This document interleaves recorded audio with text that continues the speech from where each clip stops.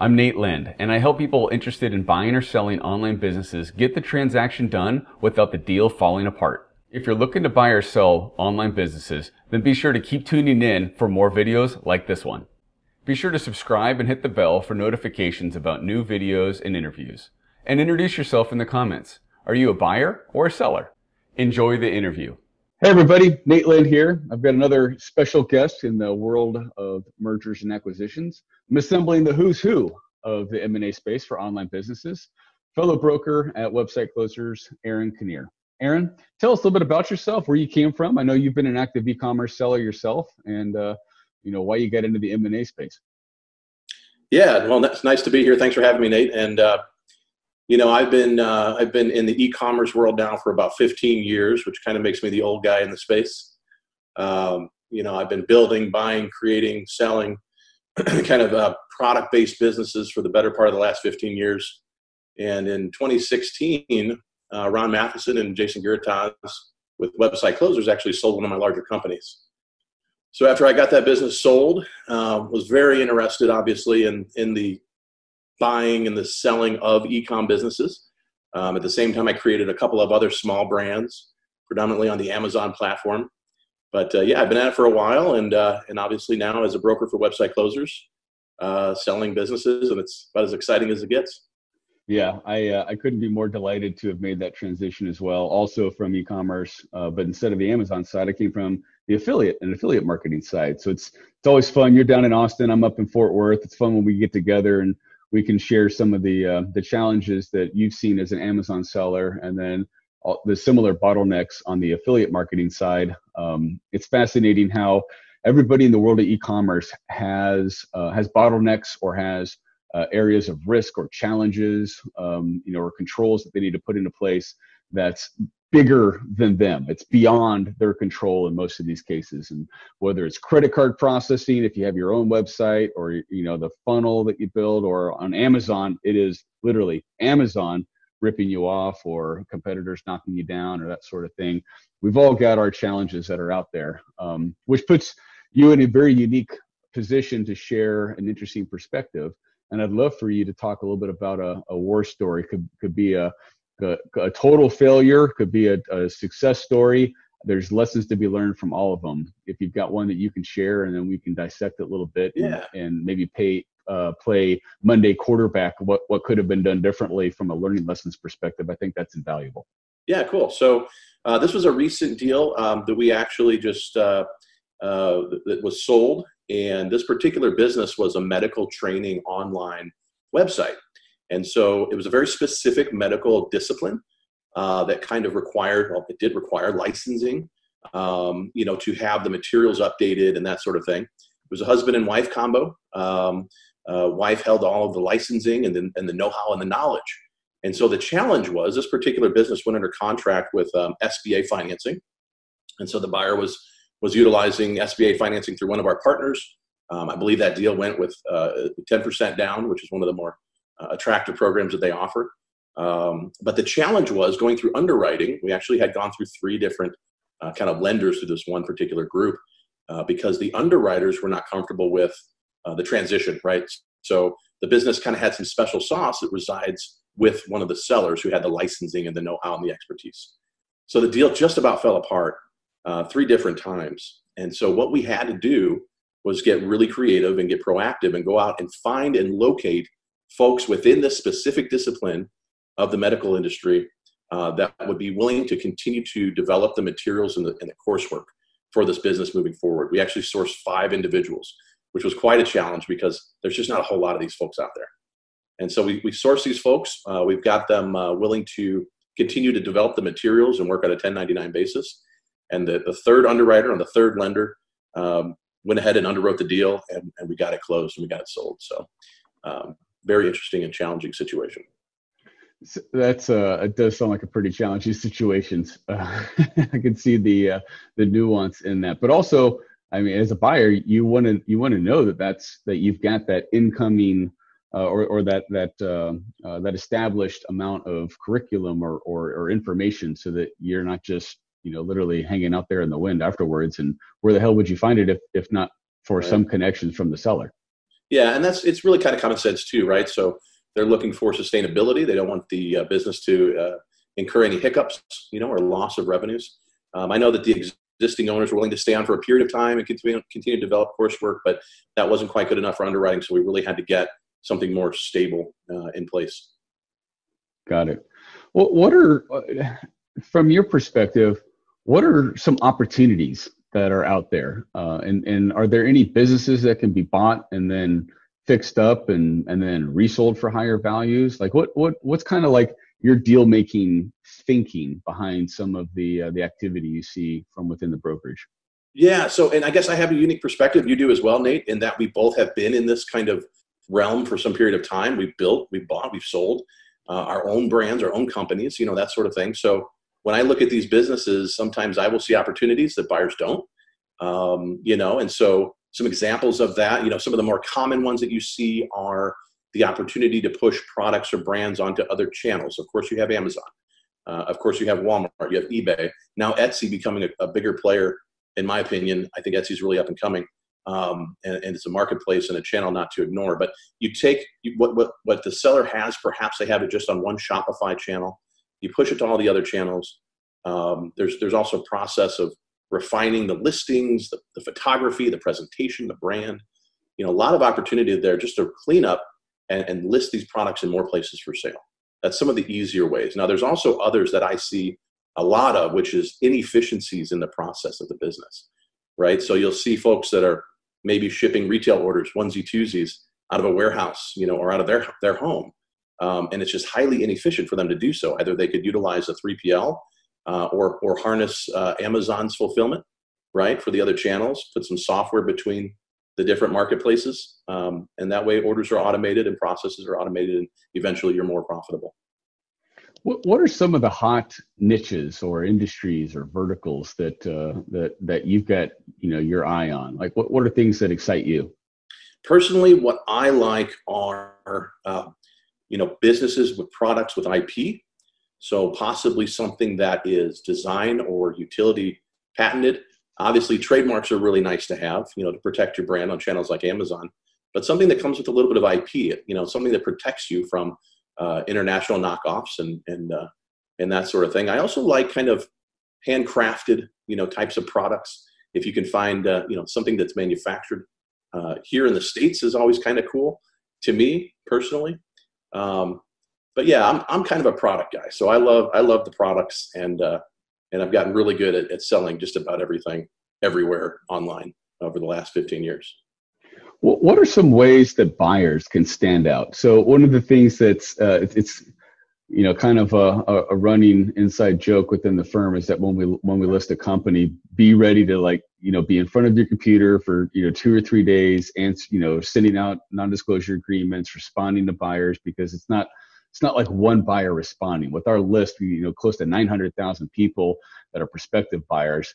I think we've got close to 15,000 people have done NDAs within the company. So we've got a huge list of people that have gone through that process. It takes a hell of a lot of time to respond to people. What does a good buyer look like? Like what are they doing to stand out when we've got a couple hundred people to respond to when we list properties?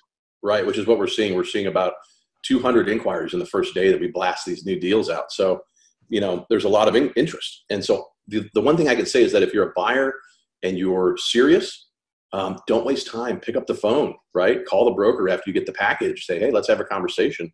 That way we know you're a little more serious maybe than someone who's looking at 5 different deals that day, So if it's something you're interested in, be aggressive, get on the phone, get the sellers on the phone, get those questions answered immediately that are pending, that you're curious about. Don't dance around, get it done, get it under contract, because if you don't, someone else usually will. Right. So. Yep. How important is it for a buyer to establish a relationship with the broker? Super important. So, obviously we have a lot of buyers that we work with. However, we have specific groups. For example, there's groups that are putting these companies, these Amazon brands into portfolios.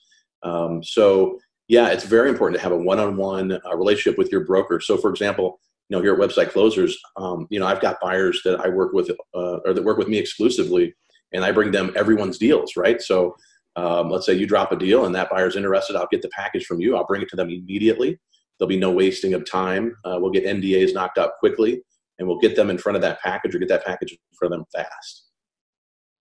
Is it common for brokers to share details of a listing pre-public? Like, does that happen? Is that like a misnomer? Is that a myth? Like, what happens there? Well, of course, you're going to have delays in systems, right? So, for example, we've got a deal. I've got one that's dropping this week, and it's in the queue, right? It's going to go out, but I've got some preferred buyers and some preferred buyer networks and groups that I'll get that deal in front of right away. So, yeah, it's absolutely important. If you have a broker that you like and you're working with at a brokerage, stay on top of them, and they'll get you those deals and maybe some early looks and some deals as well. What's some things that buyers should not do when approaching a broker? What puts them on the blacklist? And do you want to talk about that for a second? Yeah, no, absolutely. So, there's a lot of things, that you want to be careful with. Obviously, our time is valuable, as buyers, right? Their time is valuable as well. And so, if you're going to get the packages on these businesses, do your diligence, look into the companies that you're inquiring about, because what I'm finding is a lot of buyers are missing opportunities. Even though we do our jobs as brokers to put out all the details in these businesses and kind of show them where the low-hanging fruit is, there are still tremendous opportunities within a lot of these businesses that if a buyer took a little more time and dug a little deeper into the package and into the brands and into the businesses, they would find more opportunities. And so, being that I've built these businesses, I've created them, sold them, bought them, I see a lot of the opportunities that a lot of buyers don't, which I'm surprised. I was really surprised about that. Is there any other tips you've got around why don't we move into the due diligence process? So as a coming from the buyer's perspective, what are some do's and don'ts for due diligence? So due diligence do's for sure be detailed. So as you're going through the due diligence process, usually what we do here at Website Closers, we'll create a common file or folders and shared docs, right, for due diligence. Be detailed and lay everything out that you're looking for so that the seller knows what you need and just communicate, right? That's one of the biggest things in due diligence, in my opinion. I think that, also being a buyer, I've got a couple other things that are rather important. Before you go out and start looking at these deals, make sure you've got your financing lined up, right? So that's really important. Work with us. We have preferred lenders specifically for SBA that specifically work on e-commerce deals that we can set you up with, where you're pre-qualified, you know what you can purchase, and you're ready to rock. So if that deal comes down the pipe tomorrow, you're ready to get on the phone with the seller, put in a letter of intent, and get under contract. And there's no hiccups, right? So that's important. Yeah, I was having a conversation with some of the other brokers, and I think there's a lot of frustration when a buyer, is somewhat inexperienced in the process, but they're also very certain that they have their financing in order or their lender in order, and it's not one of the ones that we've worked with. That's a big red flag. I know as a broker that sends off huge red flags, because when we've done so many deals, and all of a sudden there's kind of like the new lender on the block, usually It doesn't work out all that well. Yeah, and they may be pre-qualified for SBA through a local lender, right, that might be comfortable financing a car wash or a retail brick and mortar business. And then you put one of these Amazon FBA brands in front of them, and they just throw their hands up because they don't quite know what to do. They can't understand that there's not, a ton of tangible, assets. So yeah, it's important to work with us. We've got partners in every realm too of this, guys. We've got, folks that will help you with the legal piece. We've got accounting partners, for sellers, right? So, and then of course lenders and partners in the SBA e-com world. So we've got a lot of resources at our disposal as brokers, and we can point you in the right direction. Is there, in your experience, what should buyers be realistic about when making offers in terms of how much they're going to pay in cash, how much they should probably expect to finance, and then what a seller is going to accept in terms of like an earnout or that sort of stuff? It seems like buyers want to put no money down. I'm not saying all buyers, but there's a swath of buyers probably in the smaller region, like the $100,000 to, a couple $1 million. They may be thinking like real estate, they can get this business, no money down. And then on the opposite side, sellers, predominantly, if it's an SBA approved type deal, they can get 90% of their asking price, in cash. So there's kind of a give and a take that goes on here. What do you see as kind of that happy medium that over the course of your deals tends to unfold? Well, that's a tough question because every deal is absolutely different, right? So every deal has its kind of intricacies and there's a lot of ins and outs. And so you're right. If a business is SBA pre-qualified, a buyer can come to the table with as little as 10% down to acquire that business. And so if they have a little trouble there, sometimes we're seeing a small seller finance piece as a possibility. That can be anything, from 5% to just depends on the deal structure, right? It can be as high as 25% or more. It just depends. And so yeah, every deal is different, and every structure can be different, and it really is based on the company and the buyer. Can you shed a little bit more light on earnouts? Just in let's take it elementary for a second. What is an earnout? What does it look like? How does that all work? So yeah, an earnout is a payment paid to you at a later date, right? And it's based on the performance of the business. So for example, let's say you sell a company in January, and then of January 20, and then let's say your earnout is in January of 2021. If the business stayed status quo, you get that earnout at that amount agreed, right? But if the business grows, depending on the percentage of growth with the business on EBITDA or bottom line cash flow, that earnout can grow as well. So this is a very interesting piece right now, specifically because there's groups out there that are buying up these businesses in huge portfolios that really know what they're doing with these companies. So as a seller, it's a good point, Nate, because as a seller, you want to consider sometimes the buyer, right? So maybe if the multiple is not as fantastic, but this buyer is going to take this thing to the moon more so than you could, it may be best to play the earnout, right? So a lot of things to take into consideration. As brokers, we'll advise you on all these different things and make sure you understand the structures of these deals and the upsides and possible downsides of these deals as well. Aaron, how do you advise your selling clients on, what's enough to disclose? Like what information is enough to disclose versus like giving up the farm? Or how do you handle that with, buyers that are out there? Sometimes buyers are competitors, sometimes they're tire kickers. Yeah. What's kind of that guidance that you offer your clients when they're kind of asking you about that? Sure. So, obviously every company is going to have something that's special sauce to them, whether it's your affiliate list, right? Your specific affiliates that drive traffic and drive sales, or it's a marketing firm that you're using, perhaps, or it's a methodology of marketing or advertising that you use. All of those things are special sauce that should be held close to the vest, especially during kind of, initial discussions. Once you go under contract, you get under letter of intent, and you get into due diligence. And it's specifically later in due diligence and in the process before you go into an asset purchase agreement, you're going to have to reveal some of these things, right? But some can still be held right before closing, or after closing, depending on what it is. So yeah, I would just say be very careful in the beginning, not so much that you offend the buyers and you push them off, but just say, hey, politely, that's something that's special sauce to us, and we'd be happy to share that with you and be totally transparent as we get a little closer down the road, Are there any critical factors that you see buyers looking for when they're evaluating businesses?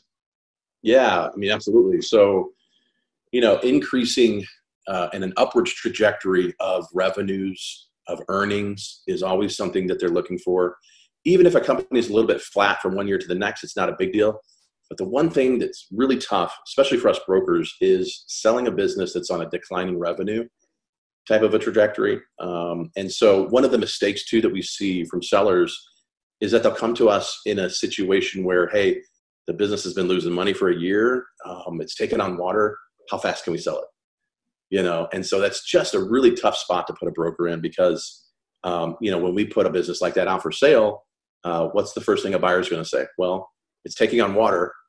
How much more water can it take on? Or where's the floor, right? So that's one of the mistakes. If your business is growing and you're ready to sell, it's on an upward trajectory, do so, because that's a great time to do it. So one of the things that I've kind of seen, it's interesting in the M&A universe is there's kind of like these like micro opportunities or micro communities within the broader sense of M&A. There's the good old fashioned traditional investment banks and M&A and, private money, venture capital, Silicon Valley, like, super, outlier sorts of deals. And then, there's a variety of different websites like Flippa, BizBuySell. There's some other stuff that people just self-list as well. And then there's like some brokerages get involved. There's some brokerages that focus on some smaller deals. Then of course, what we, focus on, anything in the online tech, SaaS, e-com, that sort of stuff.